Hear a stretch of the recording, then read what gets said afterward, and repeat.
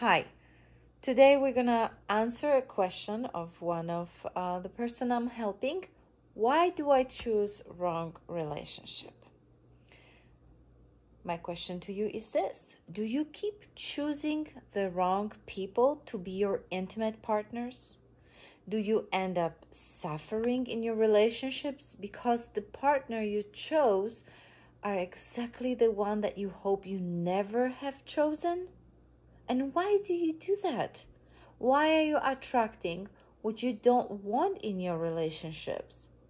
We'll talk both from girls and boys' perspective, women and men perspective. You can read much about this and many other uplifting topics in my best-selling book, Stay in the Marriage or Let It Go. So hi, this is Ella from joyfulnewlife.com.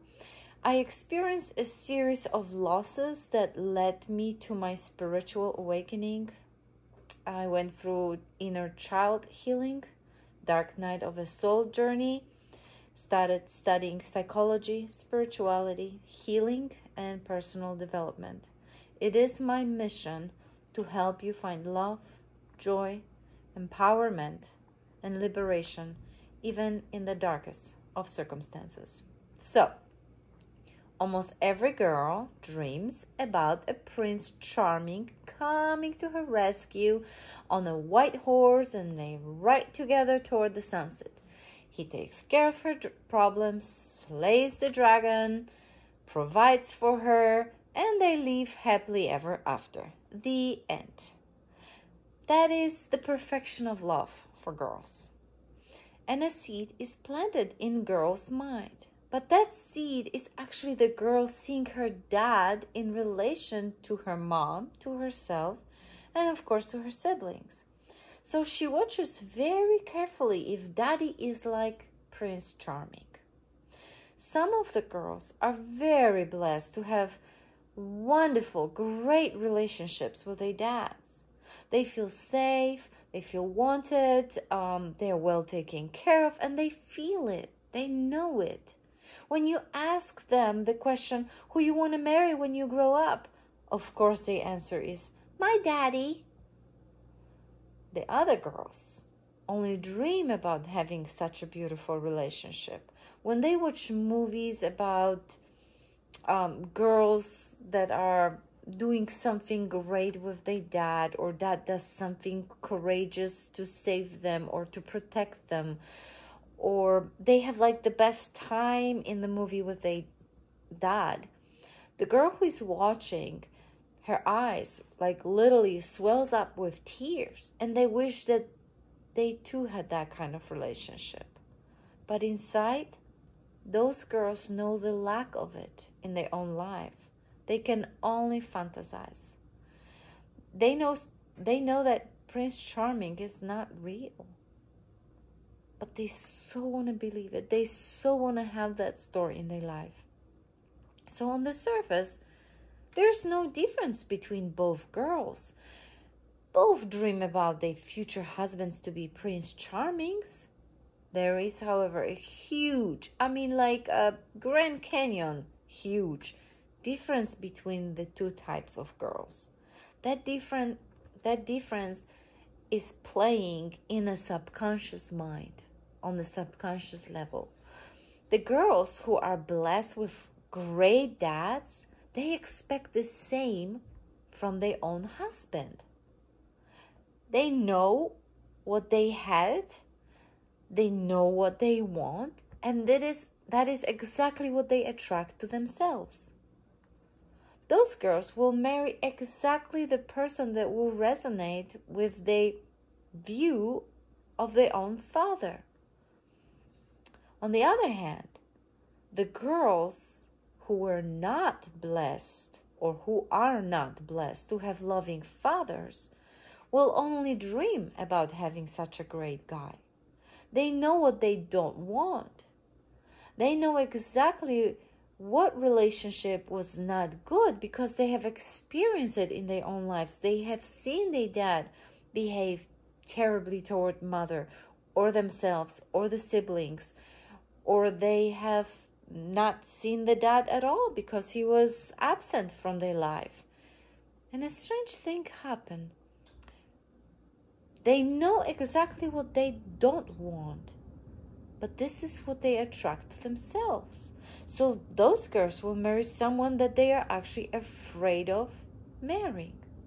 So the question is why?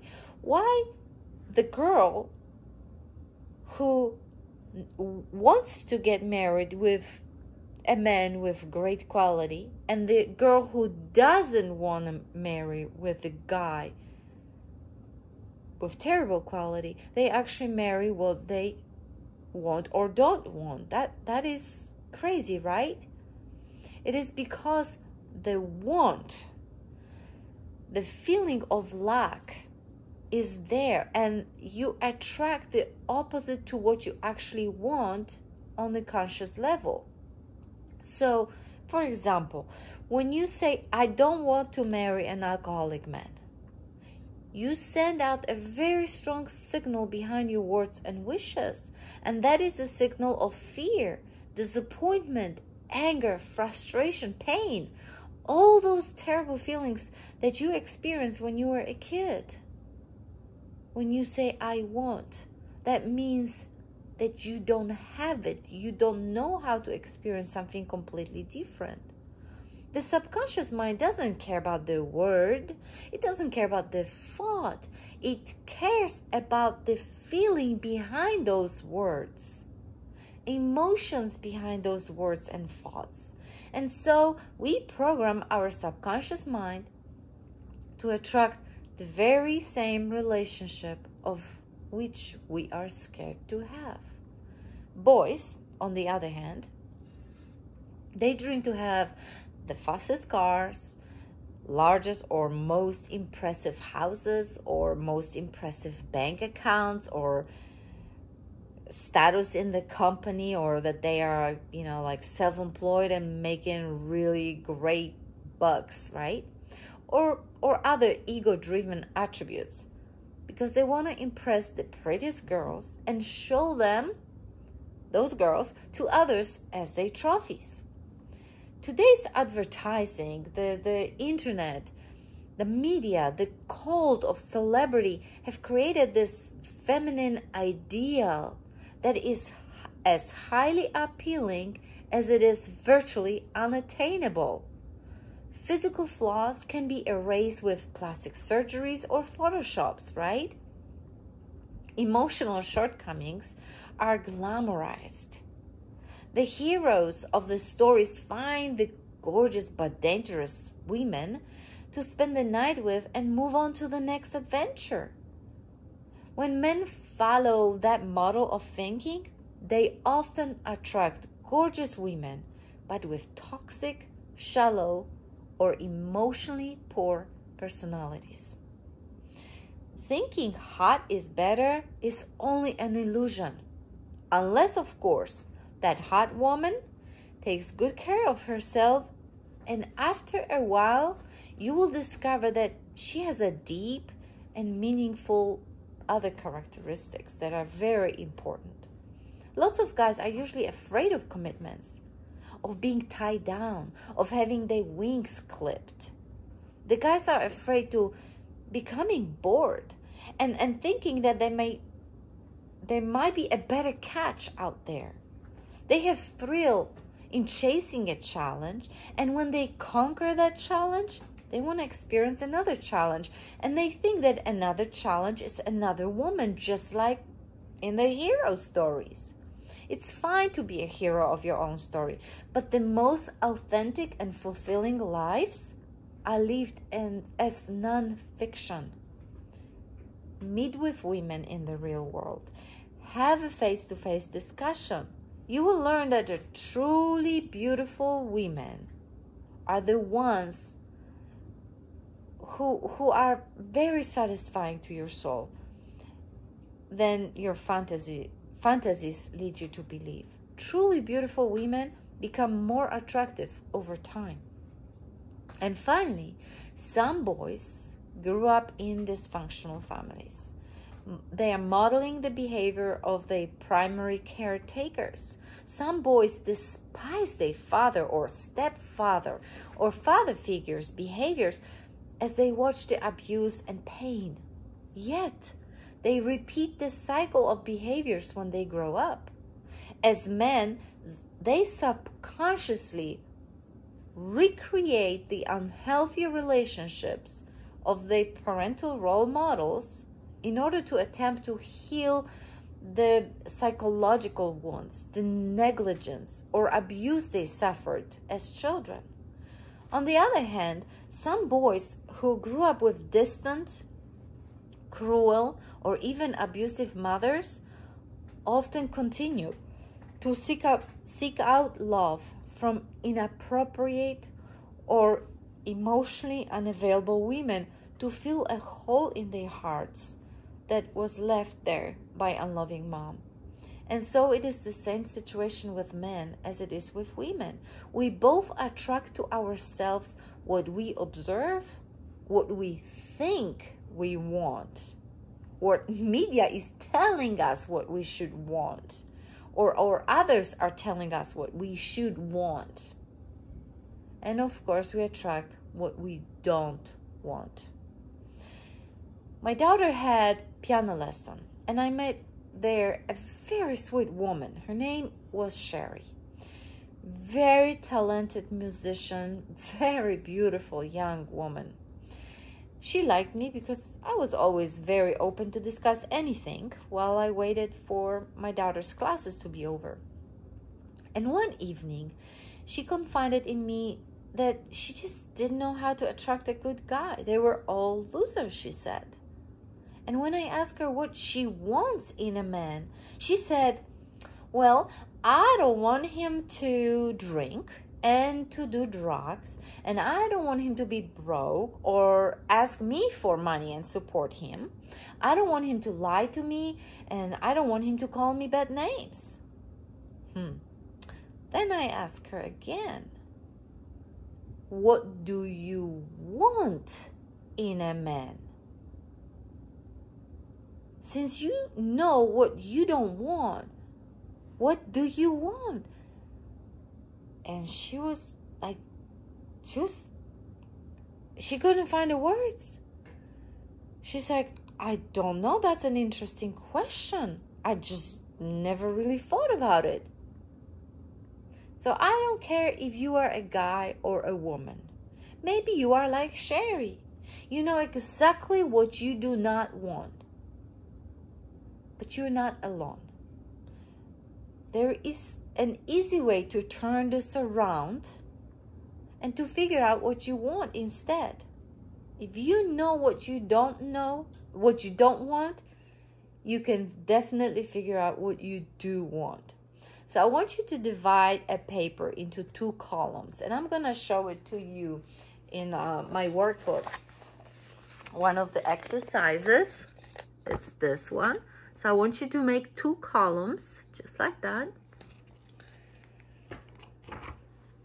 And write down what you do not want in a relationship on the left side of the column. Just pour in your thoughts, just like bullets, you know, one annoying behavior at a time, what you do not want. Then in the right column, write the opposite of each trait, each behavior. When you are done, I want you to fold the paper in such a way that you can see only the right side. And word of caution here. When you write, where did I lose that? Sorry. When you write, for example, I gave an example here. Right in the left side. What I don't want in my partner, I put